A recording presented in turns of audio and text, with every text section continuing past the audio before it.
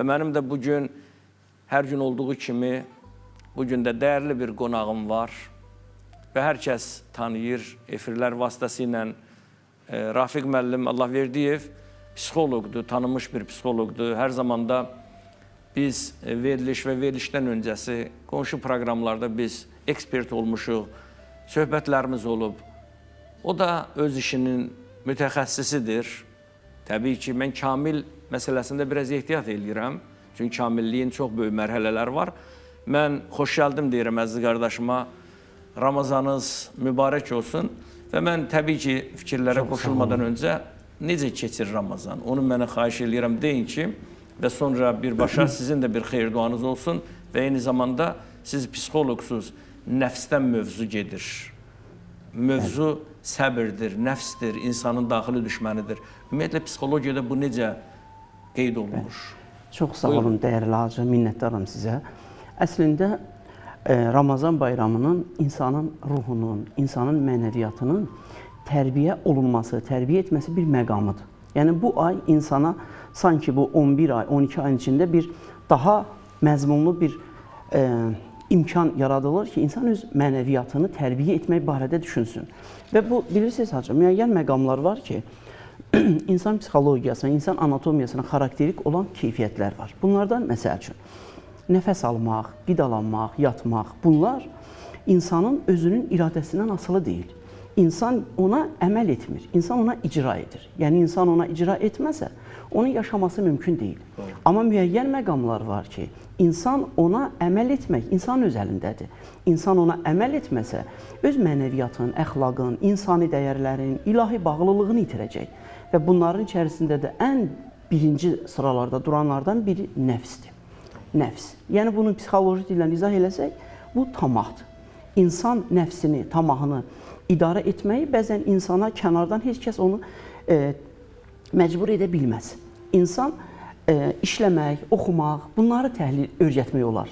Bunları insana məcbur etmək olar. Amma nəfsi insan öz ruhunda, öz vücudunda, öz şuurunda tərbiyə etməlidir. Əgər insan nəfsini idarə edə bilməyəcəyi təqdirdə isə, o bəzən insani dəyərləri itirir və cəmiyyət üçün o qədər də yararlı bir şəxsə çevrilə bilmir. Amma bəs tamah nədir? Psixologiyada belə götürsək, nəfsin mahiyyətində nə durur? İnsanların, əksər insanların daha çox maddi, mənəvi fayda əldə etməsi üçün insanların hərisliyinin və yaxud hərisliklə də bərabər doymamaq hissinə insanın qurban olmasıdır. Yəni, insan maddi, mənəvi faydaları əldə etməsi üçün bəzən müəyyən həris insanda doymamaq hissini və eyni zamanda da insanda hərisliyi gücləndirir və insan ona qurban çevirir. Amma bunun təməlində nə dayanır? Hərisliyin təməlində insan psixologiyasına xarakterik olaraq qeyri-qanuni, əxlaqa zid, mənəviyyata zid, insan davranışlarına zidd olan ədalət hissinin itməsi və ədalət hissinin itməsi ilə də bərabər insanda peşmanlıq duyğusunun olmaması.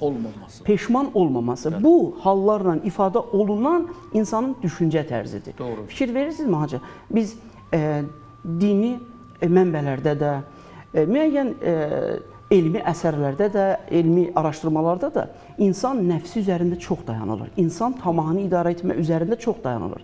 Çünki insan nəfsinin mahiyyətində dayanır ədalət və insanın peşman olma hissinin itirilməsi. Əgər insan ədalət hissini itirirsə, peşman olmaq hissini itirirsə, o insan üçün, əslində o insan cəmiyyət üçün daha təhlükəli bir insana çevrilir. Təhlükəli mənbəyə çevrilir hətta. Və eyni zamanda özü üçün də. Və bunların nəfsin, tamahın idarə olunmaması görün nədə başlayır? Ən birinci bunlar başlayır, insan əldə etdiyi faydalardan doymur. Daim, yəni qısa müddətli yox, daim daha çoxunu istəyir. Doğru. Və bu tədricən yönəlir digər tərəfdən ədalətin itməsinə. Nə? İnsan psixologiyasına xarakterik olmayaraq, amma belə bir hal əmələ gətirir ki, insan digərlərinə ziyan vuraraq, zərər vuraraq və yaxud digər insanların mənfəətinə xələl gətirərək insan mənfəət əldə edir. Və həmin o mənfəətdə isə insan öz ədalətini qoyur ortaya. Hesab edir ki, o haqlıdır.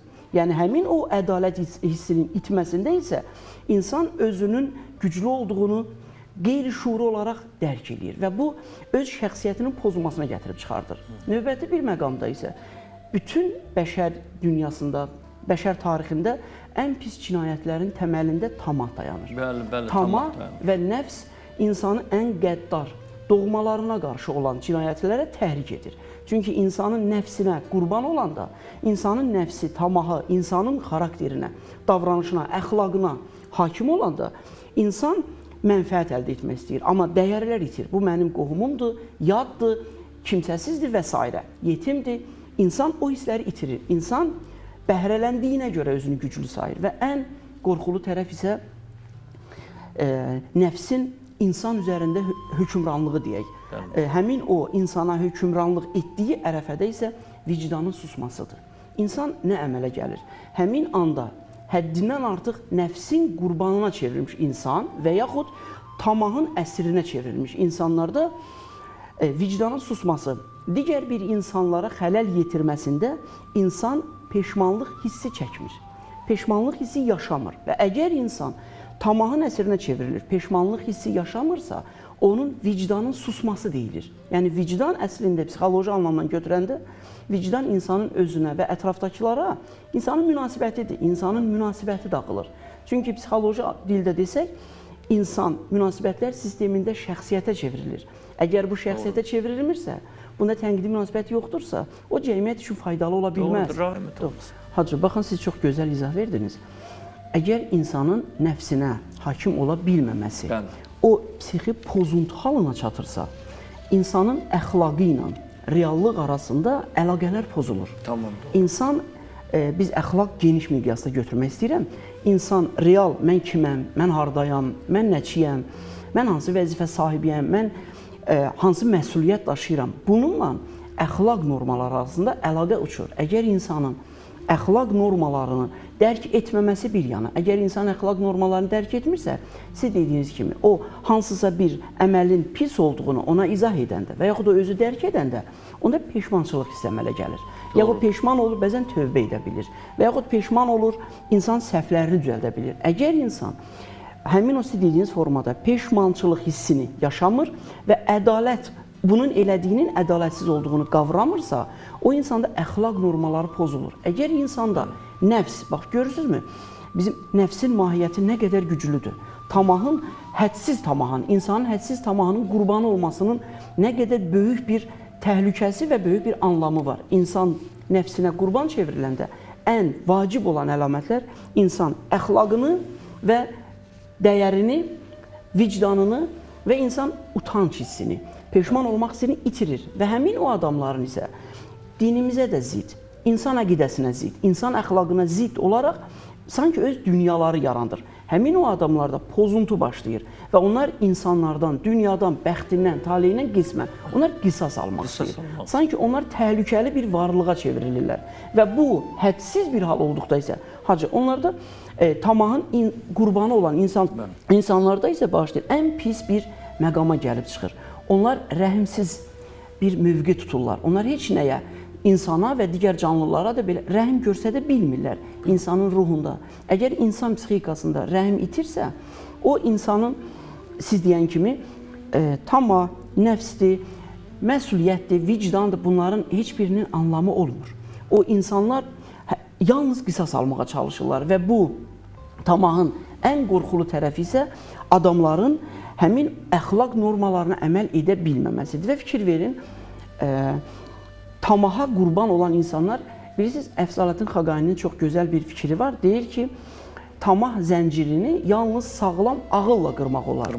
Həmin bu məqamlar insan həddindən çox tamahın quluna çevriləndə. Amma tamahın quluna çevrilərək öz təfəkküründə mənfəət əldə edir, qazanc əldə edir və insanda doyumsuzluq əmələ gəlir. İnsan dünya malının hərisinə çevrilir və ən qorxulu bir məqama gəlib çıxır. İnsan o hərisə, o nəfsin quluna çevriləndən sonra isə həmin o insanların, onlar zəka aydınlığı itir.